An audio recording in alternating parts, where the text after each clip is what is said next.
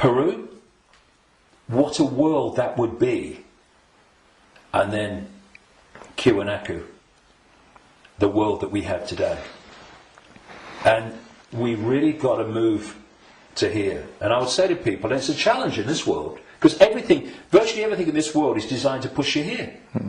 So when you're responding from a belly emotional point of view, and you can do it with your mind, with your consciousness, you just move. It's moving your point of attention.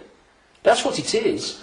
You move your point of attention, and you move it here, and feel that point of attention here, not here, and you'll see the situation you face. I know, because I've done it myself, and I've talked to others about doing it, and they say, yes, it does work. You get to bring it to here. A situation that you're facing looks very different here to here, and vice versa.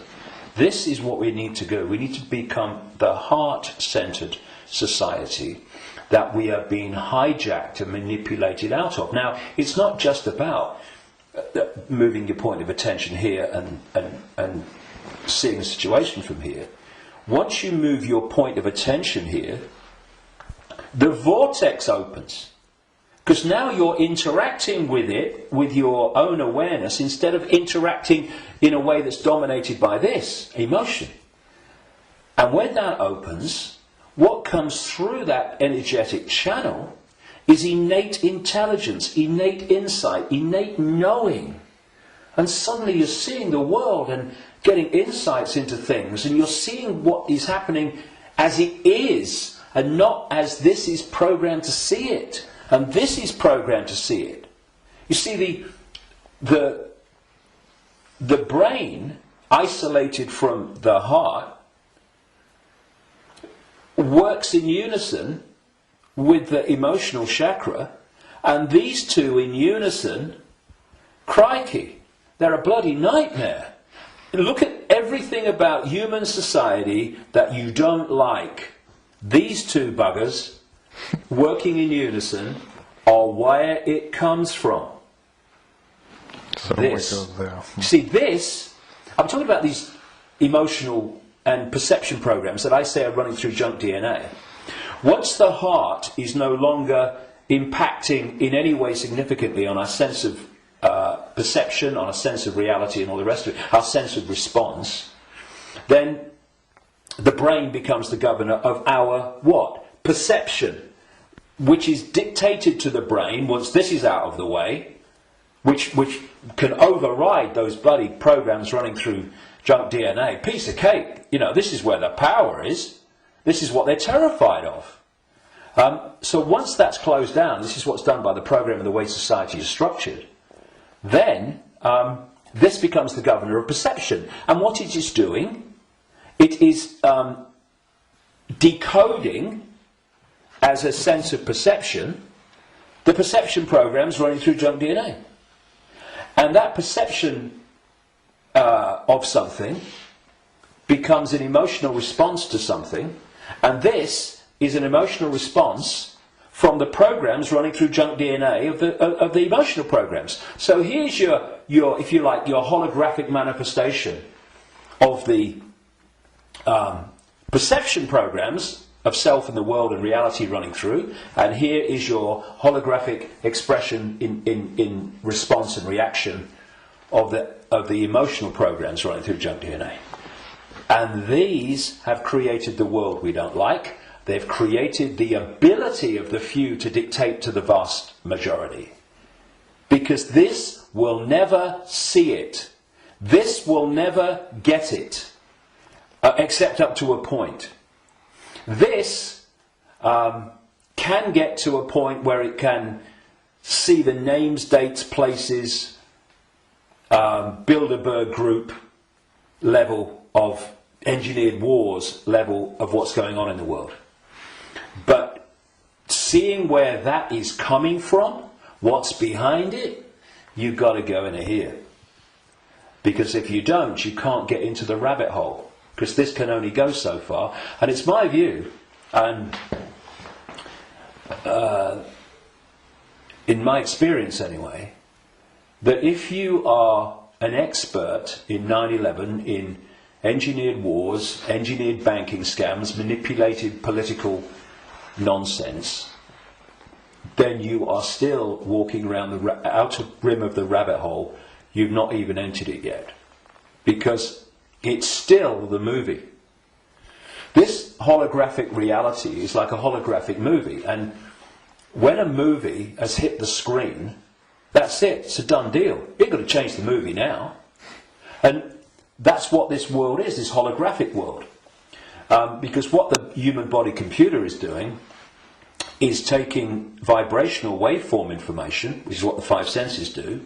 It's turning it into electrical information, same information, different form, and it communicates that to the brain and the whole genetic structure, in fact, and that decodes it through into the digital and then the holographic. So the holographic, this apparently physical world, is the end of the story. That, in movie terms, is the movie hitting the screen. You ain't going to change it. You won't stand up in front of a movie screen and start shouting at the screen and telling the movie to change, will you? People will go, you're mad, mate, you're mad. If you want to change the movie, you've got to change the reel. It's being projected from back here. But that's what we're doing. You know, so many ways that people respond to this conspiracy when they meet it at some level. It's, we must get out in the streets and protest. Well, I'm not saying don't. But that's still trying to change the movie when the movie's hit the screen. If you come back and go deeper in the rabbit hole, and you understand where this movie's being projected from, which is from other frequency bands of reality through the Illuminati families and the Illuminati structure within visible light human society to become the movie we call human society, then you can go back to the point it's coming from, and therefore you can change what's coming. You can change the movie. And that's what we need to do. And to do that, you know, those that... And I'm not knocking the five sense level of the conspiracy and communicating it, 9/11, manipulating. I'm doing it every day on my website. Books are full of it. We need to know that. But if we only do that, then basically we are seeing the outcome. We are not seeing the origin. And you cannot change an outcome without changing the origin. And so when I look at so much conspiracy research, good luck to them. You know, everybody that comes and does this, hallelujah to you. Good on you. But there comes a point where we know how the system works in the holographic world. I mean, what's left? Finding out what size shoes Henry Kissinger takes. Yes, on a daily basis as it unfolds, we need to, you know, keep with it. But, okay. But are we going to become recorders of our own enslavement? Oh, see, I told you they'd do this next. Look, they're doing it. If we do that, we've moved from not knowing that the prison's being built around us to seeing the prison being built around us. But there's a common theme between the two of them. The prison's being built around us.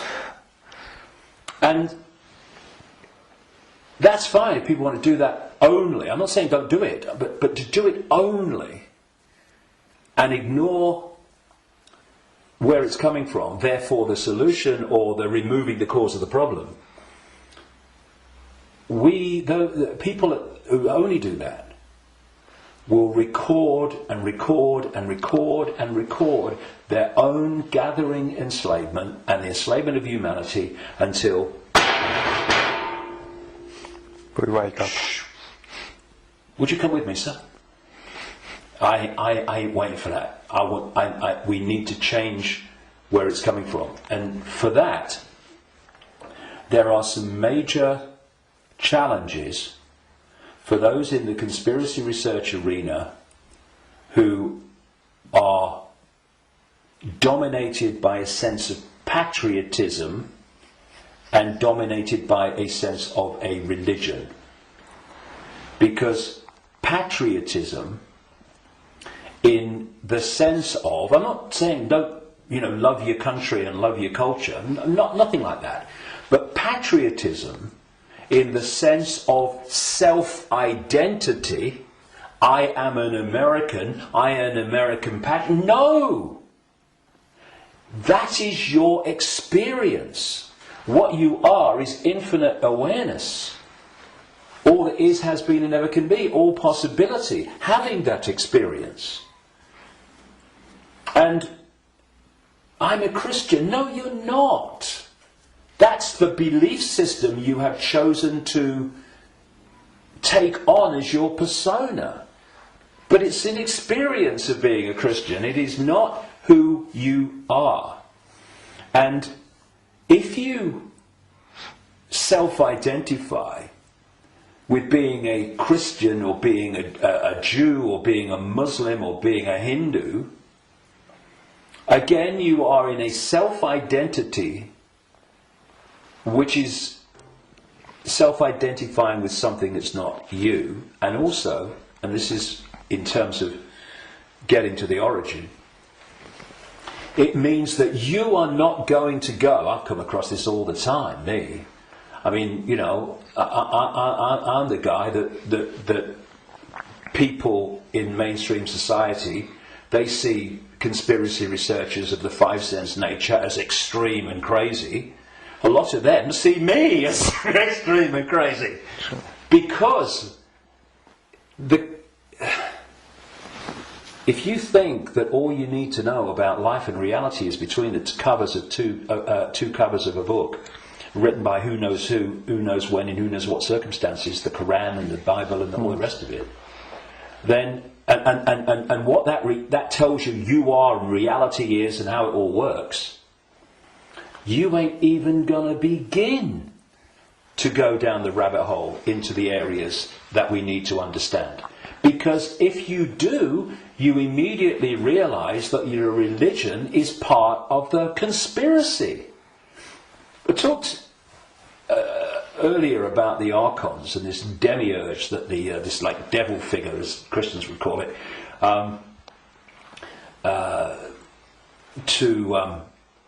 that the Gnostics talked about in their texts. Well, that demiurge and those archons, those jinn, and whatever you want to call it, those reptilians and all the different facets, they are the force that the major religions worship as God. Yeah. It is the Islamic God, it is the Christian God. Well, I'm being controversial now, aren't I? I have been known to. I don't care. I want the truth, not the popularity contest victory. It's the God of Islam. It's the God of Christianity. It's the God of Judaism. Yahweh. Oh, that's the demiurge. That's this fake manipulator of creation that the Gnostics talked about. So we got this situation. Please tell me it's not true. I'm afraid it is. But it doesn't have to be. We just change it. And it's gone. But where this unseen network that the Gnostics talked about, all these people talk about, have created this conspiracy, this network of human manipulation of politics and business and banking and all the rest of it. And some people, increasingly large numbers of people, fantastic, have started to see that and challenge it and try to expose it. But at the same time, they are welded to religions that are worshipping the very force that created what they're trying to expose. And I suggest what we need is, yes, to move here,